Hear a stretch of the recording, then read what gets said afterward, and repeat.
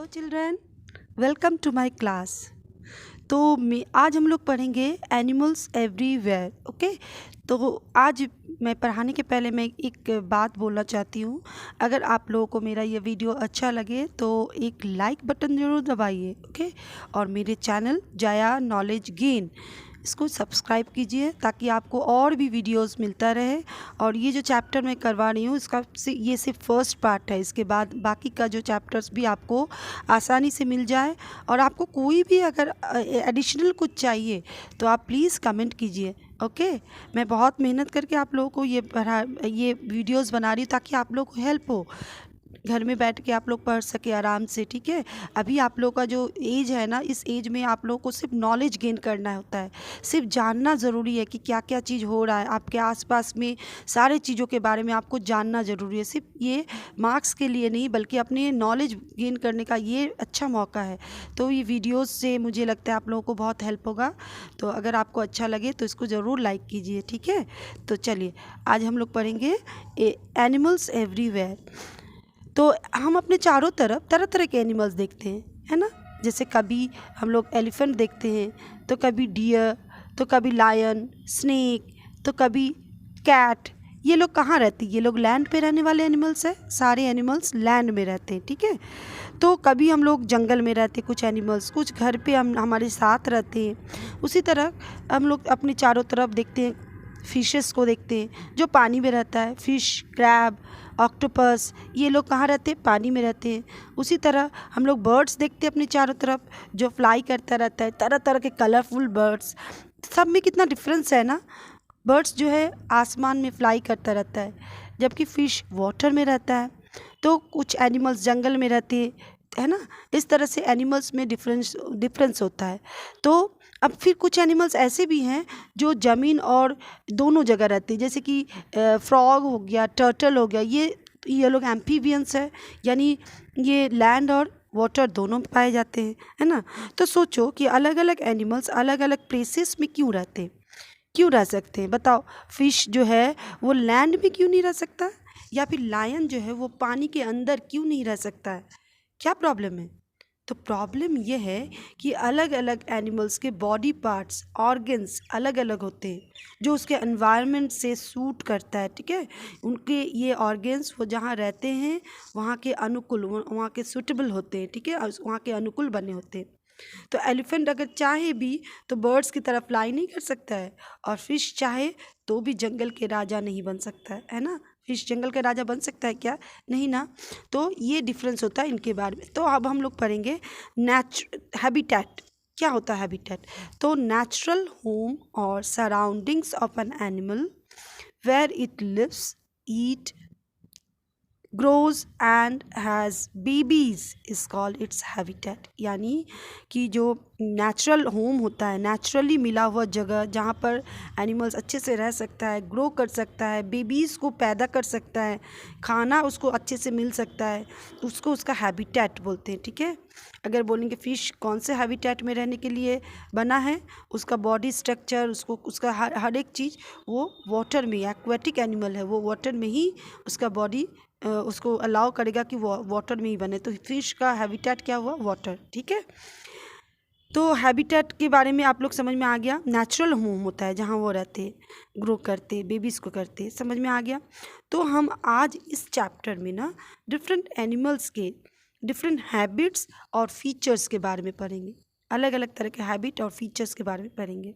ठीक है, जो अलग अलग फीचर्स होता है, यानी अलग अलग बॉडी ऑर्गन्स और बॉडी पार्ट्स होता है जो बिल्कुल अलग होता है दूसरों से, और उसको उस एनवायरनमेंट में रहने के लिए वो सूटेबल कैसे होता है, ये हम लोग पढ़ेंगे। ठीक है, वो बॉडी पार्ट्स, वो बॉडी ऑर्गन उस एनवायरनमेंट में रहने के लिए कैसे सूटेबल होता है, ये हम बताएंगे। तो सबसे पहले ब्रीदिंग इन एनिमल्स में जो ब्रीदिंग होता है उसके बारे में पढ़ेंगे। यानी सब एनिमल्स, हम लोग जानते हैं ना कि ऑल लिविंग थिंग्स, है ना, नीड ऑक्सीजन टू ब्रीथ।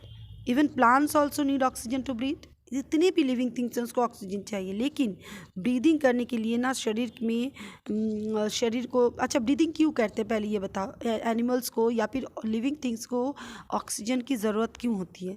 क्योंकि ये जो ऑक्सीजन हम लोग लेते हैं ना, हम लोग ह्यूमन बींग्स भी जो ऑक्सीजन लेते हैं ये हमारे शरीर में ब्लड में जाता है, और वहाँ जो फूड होता है, हम लोग जो खाना खाते हैं ना, वो डाइजेशन के बाद वो फूड भी हमारे ब्लड में आ जाता है।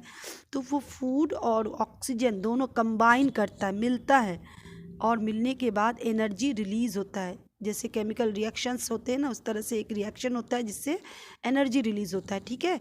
यानी फूड प्लस ऑक्सीजन क्या बनता है? एनर्जी। तो अगर हमें एनर्जी चाहिए खाने के लिए, पीने के लिए, बढ़ने के लिए, अगर एनर्जी चाहिए तो हमको दो चीज़ चाहिए ही चाहिए, जैसे फूड एंड ऑक्सीजन। आप खाना खाओगे और सांस नहीं लोगे तो भी आपको एनर्जी नहीं मिलेगी, और प्रॉपर ऑक्सीजन नहीं मिलने पर एनर्जी नहीं मिलती है, ठीक है।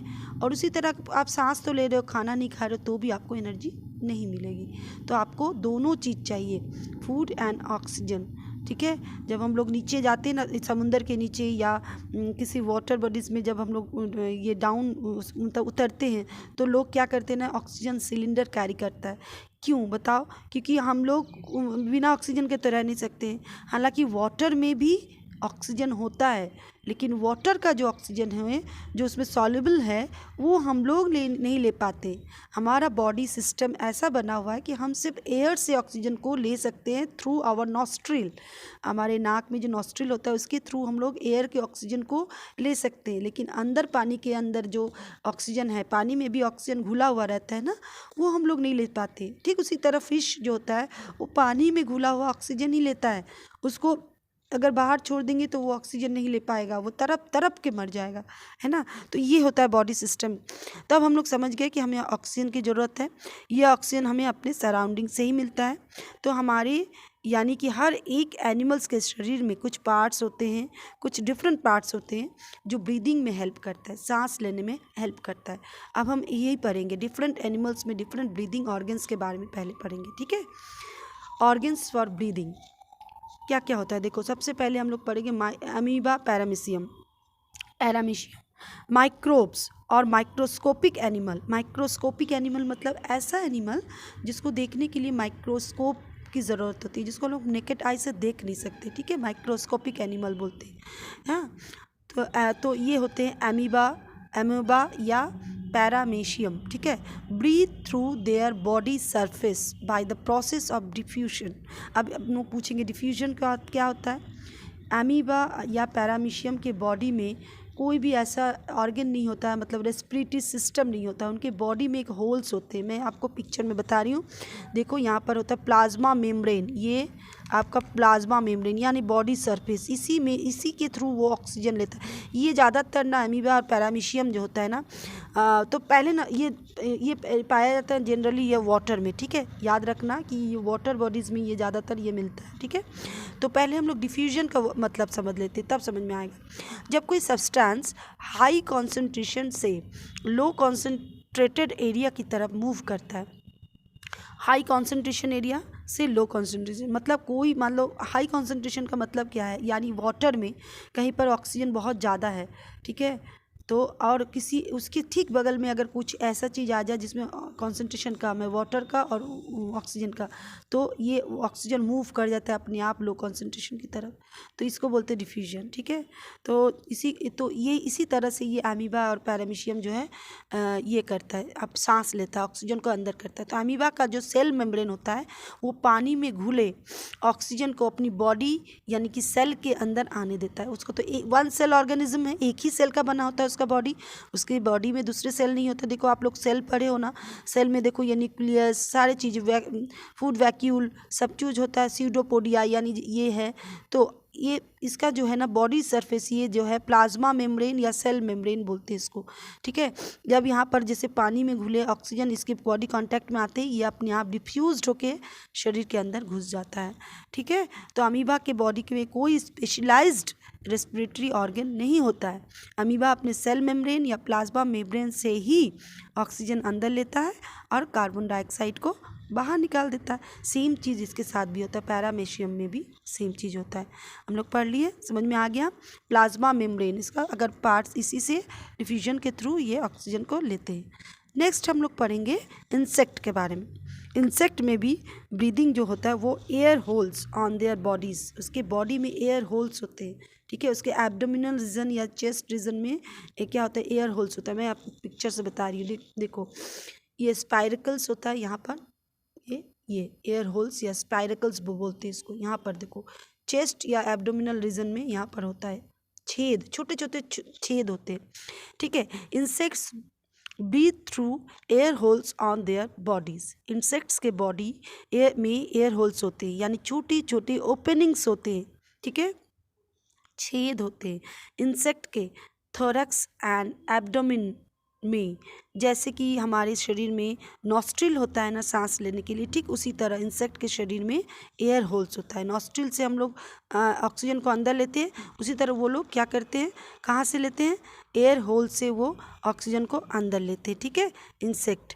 तो इंसेक्ट के शरीर में क्या होता है, एयर होल्स होता है। अब देखो ये एयर होल्स से जब ऑक्सीजन ये अंदर चला जाता है, अंदर जाने के बाद ये इन एयर होल्स को, अच्छा इन एयर होल्स को ही हम लोग स्पाइरकल्स कहते हैं, याद रखना, एयर होल्स को ही हम लोग स्पाइरकल्स भी कहते हैं। इंसेक्ट में लंग्स नहीं होता है, ठीक है, इंसेक्ट में लंग्स नहीं होता है। इंस्टीड ऑफ लंग्स इंसेक्ट के शरीर में ट्रैकिया होता है। क्या होता है, ट्रैकिया, ठीक है। ये देखो ये ट्रैकिया, मैं एक और पिक्चर आपको बता रही हूँ, ये इस पर देखो, इसमें भी स्पाइरकल्स दिखेगा आपको, ये है छोटे छोटे छेद, इसको बोलेंगे स्पाइरकल्स, ठीक है। ये यहाँ पर बीच में, और ट्रैकिया, अब ये मतलब डॉर्सल और वेंट्रल ये सब अभी नहीं पढ़ना है आप लोगों को, सिर्फ आप लोग जान लो कि ये एक ट्रैकिया है, ठीक है। ट्रैकिया होता है जो एक नेटवर्क ऑफ ट्यूब्स होता है, ट्यूब्स जो होता है टाइनी ट्यूब्स का नेटवर्क, अंदर में पतले पतले छोटे छोटे ट्यूब्स का नेटवर्क होता है, जिसको हम लोग ट्रैकिया कहते हैं, ठीक है। तो इसी टाइनी ट्यूब्स के द्वारा ऑक्सीजन इंसेक्ट्स के एवरी टिश्यू में पहुंच जाता है, हर एक टिश्यू में पहुंच जाता है, और ये बॉडी टिश्यू ऑक्सीजन को एब्जॉर्ब करके कार्बन डाइऑक्साइड को बाहर निकाल देता है, ठीक है। ये टिश्यू जो है देखो, इसमें ये मल्टी सेलुलर ऑर्गेनिज्म है, इस मतलब इसके अंदर, इंसेक्ट के अंदर कम से कम एक सेल नहीं है, बहुत सारे सेल है, कुछ सेल्स में इनके हम लोग जानते हैं टिश्यू बनाता है।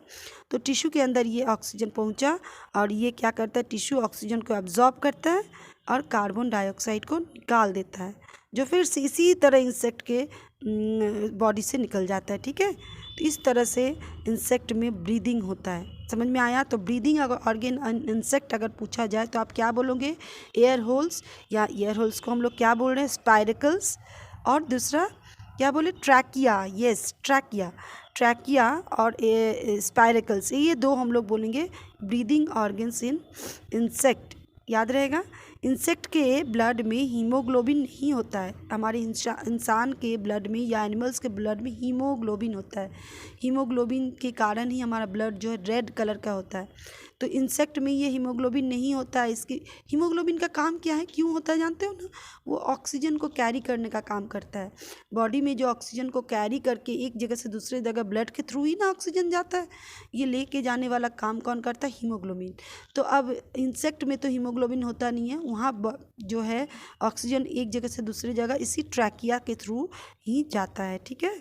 तो चूँकि उसके शरीर में हीमोग्लोबिन नहीं पाया जाता है, वहाँ पर हीमोलिम्फ पाया जाता है, हीमोलिम्फ, ब्लड में हीमोलिम्फ पाया जाता है, जिसके कारण ब्लड रेड नहीं होता है, बल्कि कौन सा कलर का होता है पता है, येलोइश या ग्रीनिश कलर का होता है। आप किसी इंसेक्ट को मार के देखना, नहीं मारना नहीं, किसी को भी मारना अच्छी बात नहीं है, ठीक है। लेकिन फिर भी अब बाद में जाओगे तो आपको रिसेक्शन करने के मिलेगा, तब समझ जाओगे उसका ब्लड होता है येलोइश कलर का या फिर ग्रीनिश कलर का, ठीक है। इंसेक्ट में कोई भी ब्लड में हीमोग्लोबिन नहीं होता है, ठीक है। चलो डन। तो आज हम लोग यहीं तक पढ़ते हैं, ठीक है। आप प्लीज़ अगर मेरा वीडियो अच्छा लगे तो एक कमेंट करके लिखो और लाइक करो। इसके बाद मैं नेक्स्ट चैप्टर में आगे बाकी के जैसे फिश वगैरह और दूसरे एनिमल्स के ब्रीदिंग ऑर्गन्स और बाकी चैप्टर्स को समझाऊंगी। Okay, till then bye everyone.